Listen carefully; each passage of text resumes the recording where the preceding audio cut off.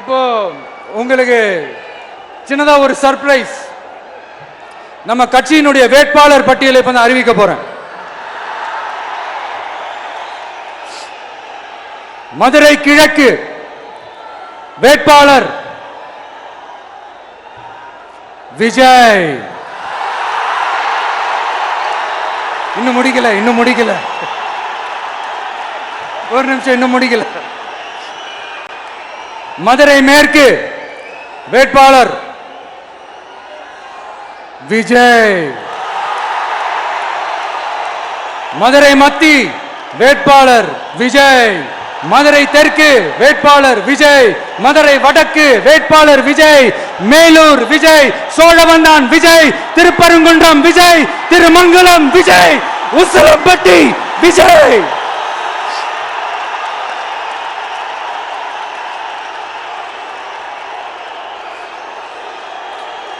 என்னடா எல்லா தொகுதியிலையும் ஒரே வேட்பாளர்னு பாக்குறீங்களா?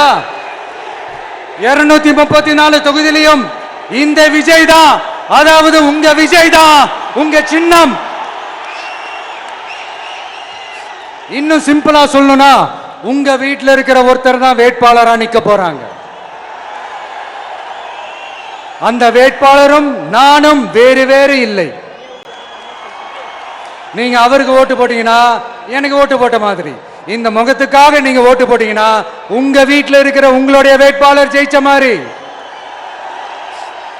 என்னடா இவர் ஏதோ ஓவரா சொல்றாருன்னு நினைக்க வேணாம். பிராக்டிக்கலா அப்படிதான் இருக்கும், அப்படிதான் இருக்கணும்.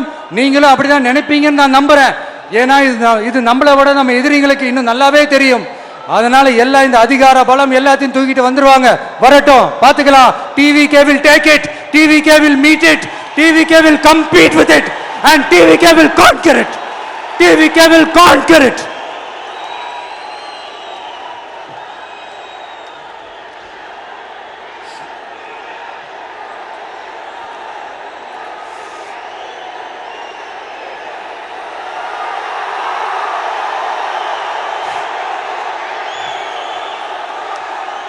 இந்த நேரத்தில் நம்ம மனசுல இருக்கிறத மக்கள் கிட்ட சொல்லி ஆகணும். தூத்துக்குடி ஸ்னோலினோட அம்மா என்ன அவங்களோட தம்பி, இன்னும் அவங்க பொண்ணுக்கு நான் தாய் மாமன்னு சொன்னாங்க. அந்த அக்காவோட குழந்தைக்கு மட்டும் இல்லைங்க, என்ன அண்ணனா தம்பியா நினைக்கிற தமிழ்நாட்டில் இருக்கிற என்னோட எல்லா சகோதரிகளின் குழந்தைகளுக்கும் நான் இன்னைக்கு மட்டும் இல்ல, என்னைக்குமே ஒரு தாய் மாமனா தான் இருப்பேன்.